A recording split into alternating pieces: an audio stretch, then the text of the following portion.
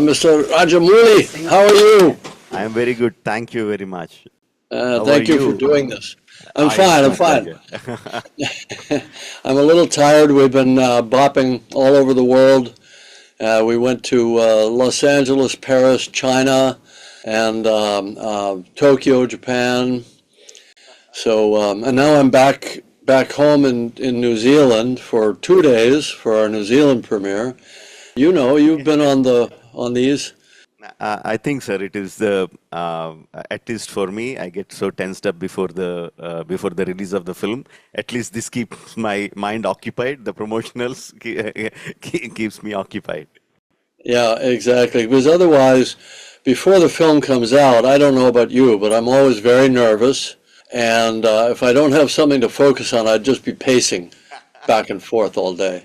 Absolutely the same thing here, sir. Well, I look forward to our dialogue. And once again, thank you for doing this. I know you must be very busy with Varanasi now. Yes, sir. But it's an absolute pleasure.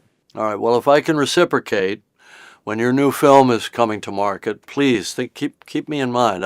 I love to have a dialogue with other filmmakers. I think we need more of that.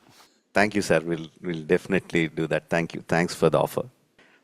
First of all, I would like to thank because you made me the first person, or probably the only person amongst 1.45 billion people, Indians, to watch Avatar Fire and Ash.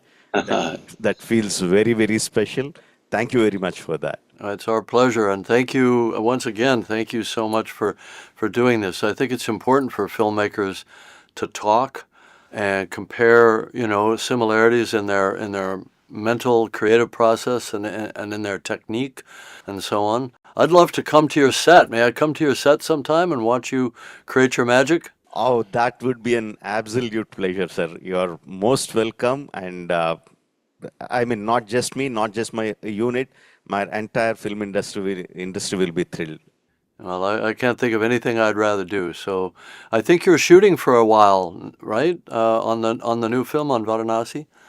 Yes, sir. It's almost a year now, and another 7, 8 months to go. Yes, Oh, we are in the middle of the shoot. okay, plenty of time. Well, tell me Yes, when sir. you're doing something fun. I don't know, something with tigers. Yeah, yeah, yeah, definitely, sir. Thank you very much. Okay. Sir, watching Fire and Ash was an absolute pleasure. I, Well, thank I you. mean, hats off to you for creating those complex sequences, those visuals, those characters. I mean, I can Thank you. go on and on. But Thank you. but for me, I mean, I was like a child in the theater watching them, the Wind Traders, Good. Ash people, the new characters. Warang was absolutely stunning. But I Thank thought you. for me, after I come back from the theater, when as it wouldn't leave my mind, your film wouldn't leave my mind. What really got me hooked was Jake's moral dilemma. Hmm. I thought Avatar, the first Avatar had it. It was so strong. Jake's moral dilemma between Yes. the Navi and his own people. I Yes. thought, can he ever beat it in the Right. coming films? Can he ever beat it? But I think in this, it is much more stronger. I mean, if I talk a little bit more about it, probably I'll be a spoiler. I don't want to be that, but We'll dance around the spoilers. I call them teasers. yes, yes. So my question, my actual question is that Avatar has like innumerable subworlds in it. There are so many characters, strong characters, fun characters, complex characters, and I'm sure you have many more characters in your mind than in the film. Correct. So when you have so much of information, so much of playthings around you, which one do you give precedence? The emotional crux or the characters, or can't you separate them? I want to know at the writing table what drives you forward. I think, look, for me, a really critical part of working with the actors to create these interesting and rounded and quirky and unique characters is the writing process. So on these films, I worked with other screenwriters to shape the story. But then I took it and I ran with it myself, and I wanted to individuate each character. Now, some of the characters were new, and some of them were for actors I'd worked with before, like Sam Worthington and Zoe Saldana, because they were in the first film, and Stephen Lang. And I wanted to hear it in the sound of the dialogue that I knew it would sound like coming from them. So and there's a lot of me in each one of the characters: the stern father, the misunderstood son, even the strong women. I don't know, maybe I was female in a number of past lives or something. For some reason, I can relate to that. But I think, the more likely explanation is that I've always been attracted to strong women. My mother was a very strong figure in our family, as is the case with a lot of people. So the writing gives me something useful to help the actors. I always believe it's the director's job. Yes, you're supposed to be the visionary and the architect and all that, but really in the actual moment of creation, it's really, I feel I'm just there to be helpful. What do you need? What helps you? What prompting or what discussion or what creative dialogue helps the actor in that moment. And every actor, as you know, is different, so you have to key in to their different creative processes. But it gives me a way to be useful to them, having written the characters and thought through all of these conflicts and I think of them as collisions. The characters are colliding with each other. Every scene there's some tension. Maybe they're attracted but something's keeping them apart. Maybe they hate each other like Jake and Quaritch, but maybe there's something that's pulling them together that has to be resolved. And it's those little discoveries when you go along in the writing process. One of my big discoveries, I love that you focus on Jake's moral dilemma, because that was a critical part for me. And to me, there are even dimensions within that. His dilemma is, I'm a warrior, I'm supposed to defend my people, but if I take them to battle on a big scale, as he knows he can do, he's done it in the past, if he gathers the clans together and if he takes the battle to the enemy, he knows they're technologically superior, they have vast numbers, and many of his people will die. And that's the great dilemma of leadership, right? And Jake has to resolve that for himself. But he also has the dilemma of being a father. He now can't be that young, reckless guy that just jumps onto a creature and tames it, and he's got a family, he's got a responsibility. And he knows if he brings them into battle, his own sons, his own children could die. But yet, and it kills him, it tortures him to not fight.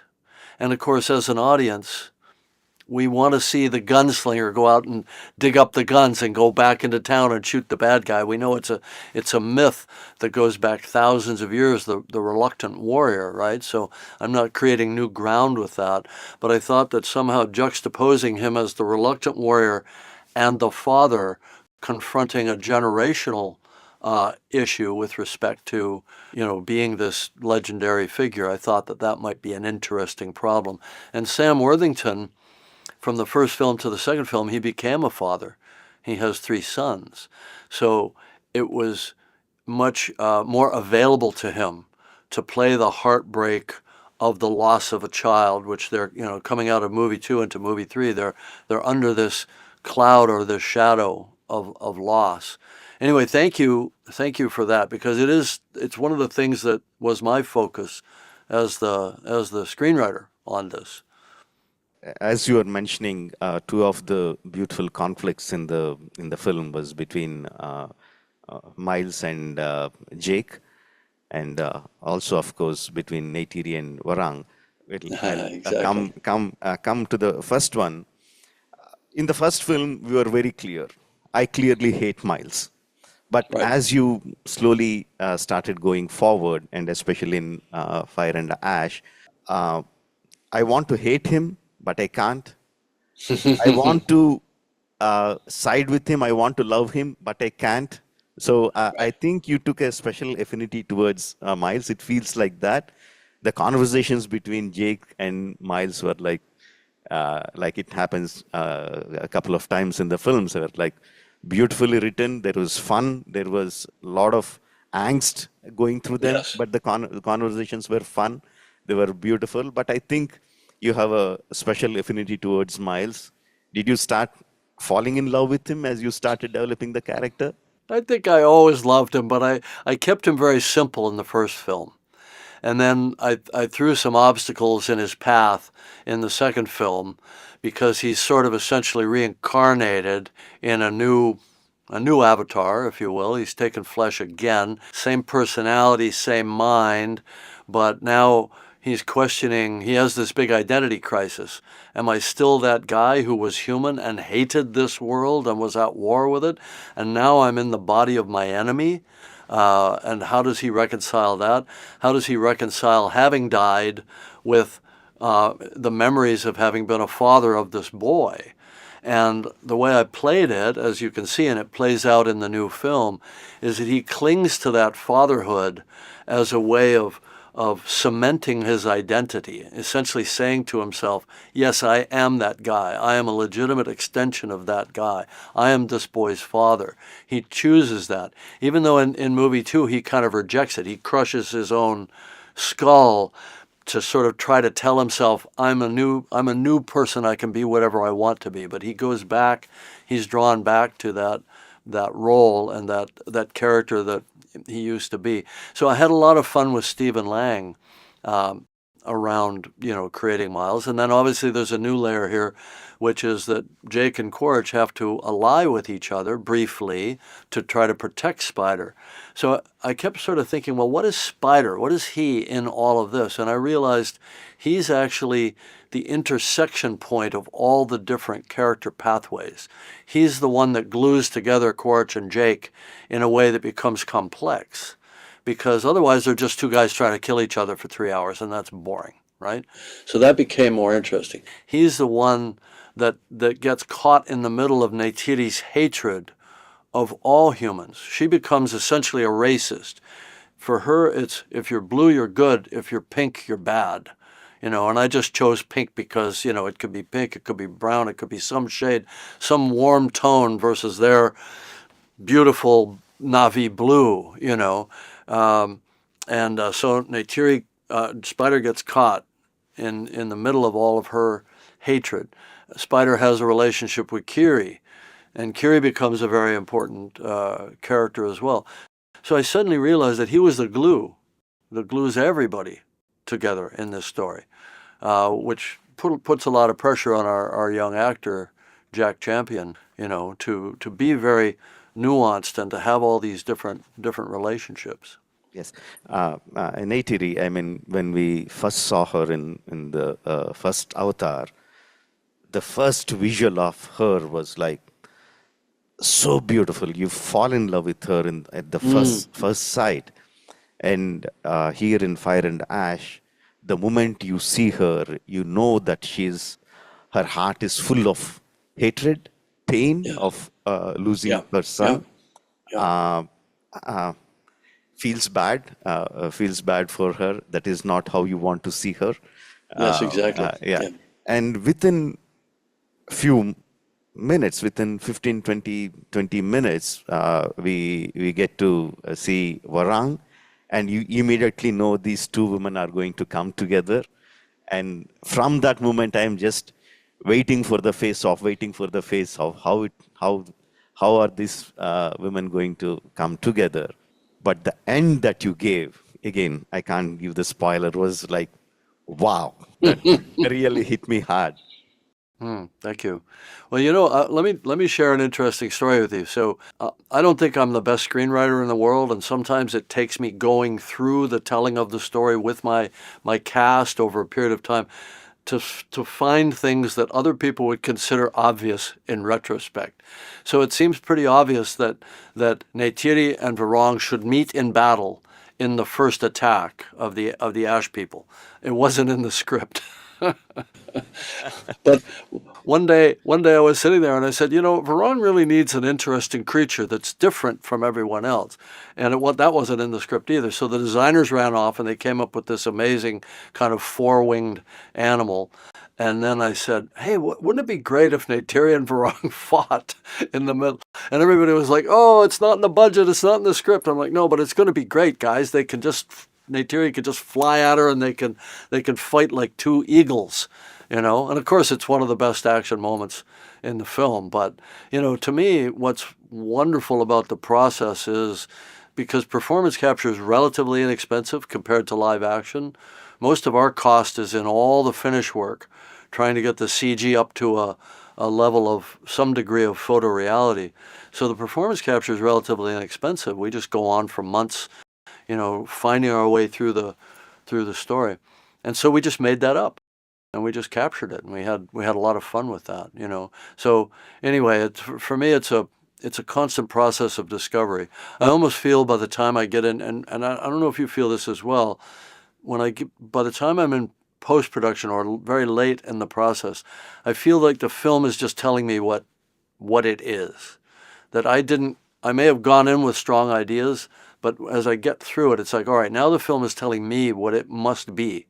And I just need to accept it and go with it and try to reinforce that. I almost feel like the way an actor must feel working with a director, which is, okay, you come in with a lot of ideas, a lot of energy, a lot of passion, but at a certain point, you're going to get guided and shaped toward an end goal.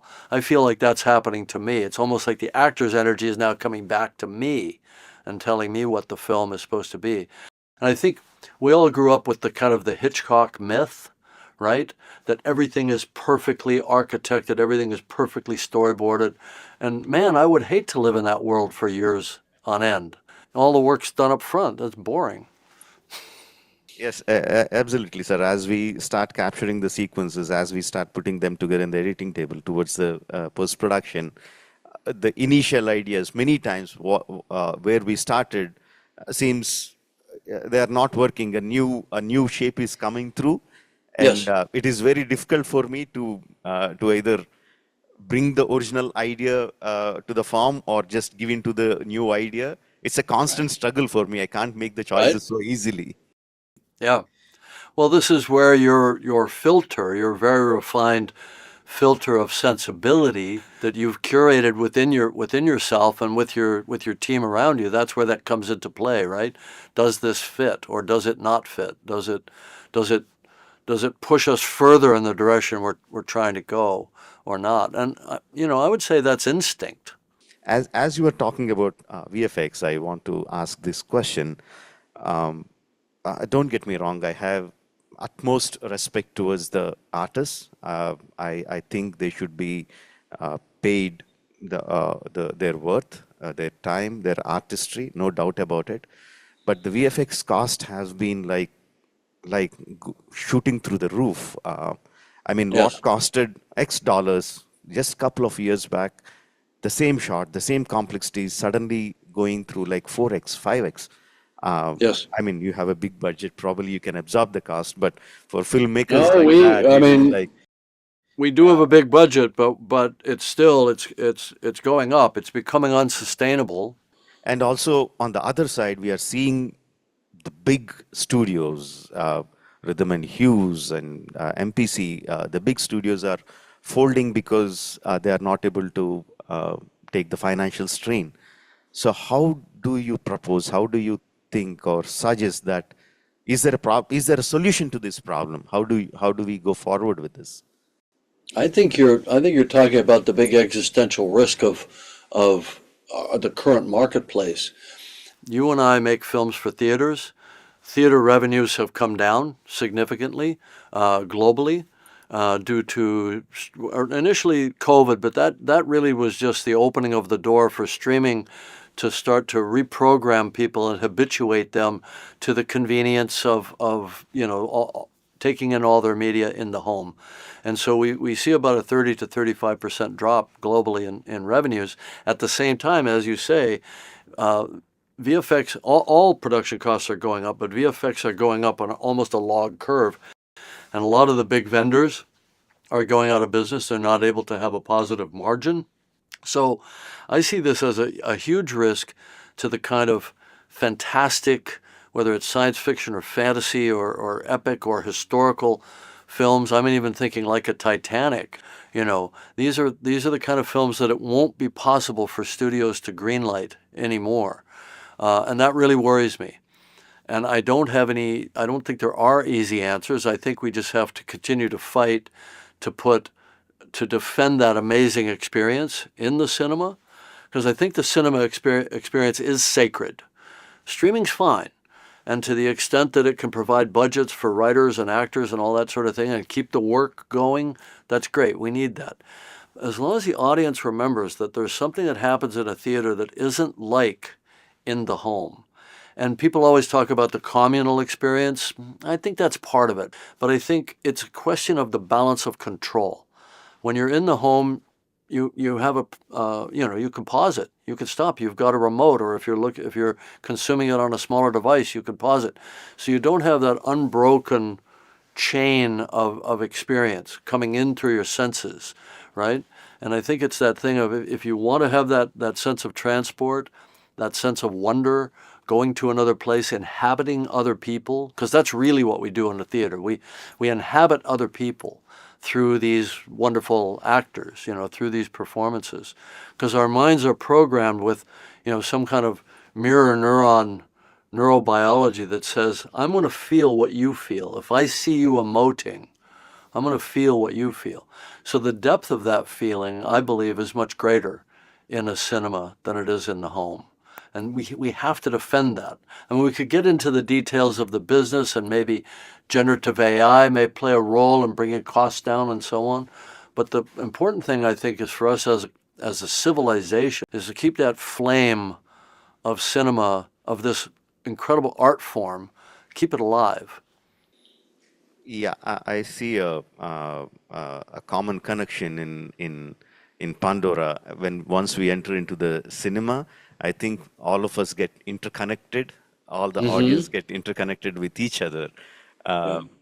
Not physically, but all of us are in the same emotional plane or something. Like we get Yeah. connected. Yeah. Coming to that point, I don't know whether if you remember, Avatar had the single most biggest collection from my city, Hyderabad, IMAX, Prasad's IMAX. The Avatar ran for 1 year. Wow, that's great. At the IMAX, at the IMAX in Hyderabad. Yes, Wow, IMAX fantastic. in Hyderabad. It's no longer IMAX. That's a different issue, but at that time it was. So you were talking about the cinematic experience. I'm coming to that problem. So the big ticket films like Avatar or all the big entertainers are still finding the footfalls for the audience into the theaters Yes. in the big screens, but the big screens form a very small percentage of the overall theaters. And yourself mentioned the footfalls are coming down. So what do you think we should that should be done to increase the audience interest in coming to the theaters and watch the films? Is it the sole responsibility of the content makers to create such a content, or is there something that can be done in the exhibition sector itself? Can be something radically be done with the theaters that the audience find it interesting to come to the theater to watch the films? I think, and I'm going to propose a small partial solution. I think in terms of the quote unquote content creators, you and I mean, we pour our heart and soul into these massive films and we employ thousands of people. I don't know what we could do more than what we already do, frankly. I think we should look at maybe reducing the barrier to entry to young people coming in as filmmakers with VFX. Maybe generative AI can help with that, maybe some other solutions. Democratize the tools and let more people be doing the type of fantastic filmmaking that you and I do. I think that's part of it. But the partial solution that I would offer is, in the home or on any device anywhere, streaming is a 2D medium, whereas theaters can be a stereoscopic 3D medium. And everybody sort of feels like, well, that had its day and then it faded down, and there are a few exceptions that come along from time to time. But it really wasn't done properly when it was at its apex. And it was held back by two things. One, the studios made a conscious decision to assert control by doing conversion in post-production versus shooting natively, and that limited the quality of the 3D itself on the screen. And secondly, the exhibitors have never properly stepped up in putting in the new projection technologies that allow the image to be bright enough in the theater. If you solve those two problems, then everything could look like Avatar. I mean, maybe not in terms of the world building, but in terms of the image clarity and quality. And that's something that you can't have in the home. So to me, that's part of that premium experience that separates the movie theater from the home experience. We could revisit that as a solution. And by the way, you and I should talk about shooting in 3D. I want to see you. I want to see those slow motion tigers coming at me, in 3D, and everything else that you do so beautifully and so wonderfully.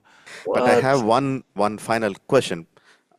Before I ask the question, one thing is like I'm really looking forward to go and watch Avatar again, Fire and Ash again, with lots and lots of people all around me, getting connected with them emotionally, but watching your Right. masterpiece on screen. Just Oh, can't wait thank to you. see it. My last question is like uh, one terrifying thought that's been there on the minds of on my mind and lots of filmmakers around the world like me about this generative AI disrupting the process of filmmaking. So do you think, are we in the near future or far future or whatever future, are we at a place where the visuals can be created the exactly way that you envisioned on paper by using the text prompts or image prompts? And if it happens, what happens to the creative artists? What happens to the content creators Exactly. like us?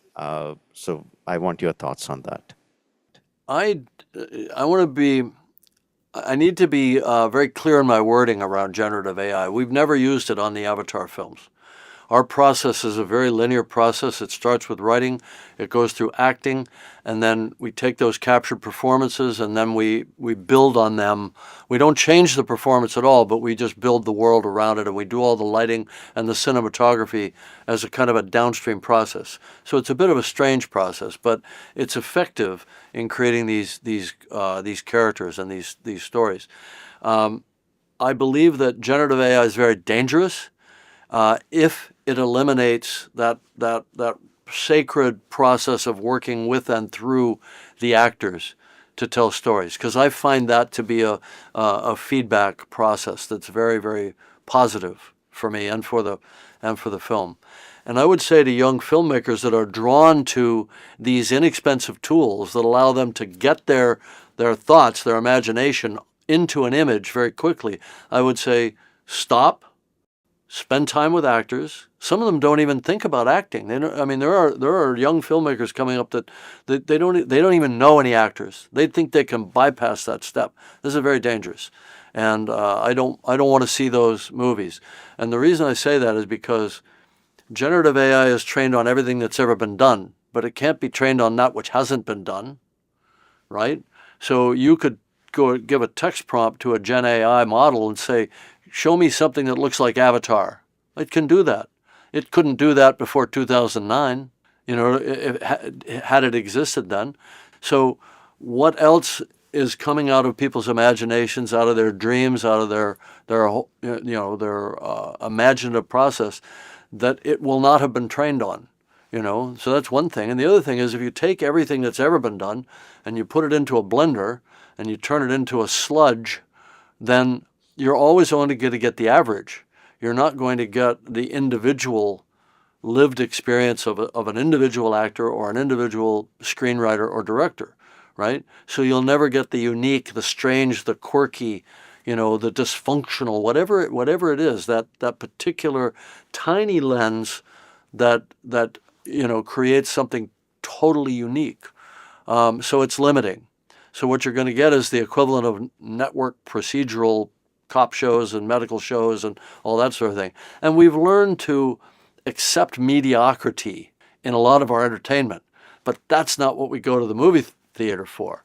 So I don't think it can ever actually just create that which you see. But I do think there are tools that can be created within that we can plug into our existing VFX workflow to deal with the problem that you've mentioned, which is because it's about human labor, right? I mean, the reason the costs are going up is because the cost of living has gone up, and all of these artists that are working with these tools, I think 90% of the cost of a VFX shot is labor, right? So I'm not saying we lose people. I'm saying we speed them up, make them more efficient, get the result of their labor more quickly, and then move on to the next thing. Because I see it being an endless need to create these imaginative worlds, an endless need for VFX. So if we can just do it quicker, we can bring the cost of these films down. And by the way, I would love to make an Avatar movie in 2 years instead of 4 years, because I'm running out of 4-year chunks at the age of 71, right? Yeah, thank you, sir. Those words are very comforting, to say the least. And all the best with Fire and Ash. I know it's going to erupt in the theaters across the world. All the best to you. And like I said, can't wait to watch it in the theaters.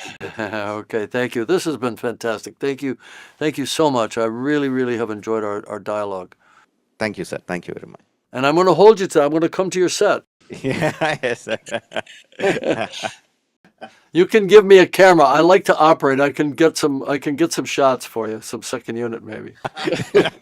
Sir, you're just putting me on the moon. But I'll take that, and somehow I'll hold you on to that, and I'll bring you to Hyderabad. I'll bring you to my sets. Can't wait for that. Okay, fantastic. All right, thank you.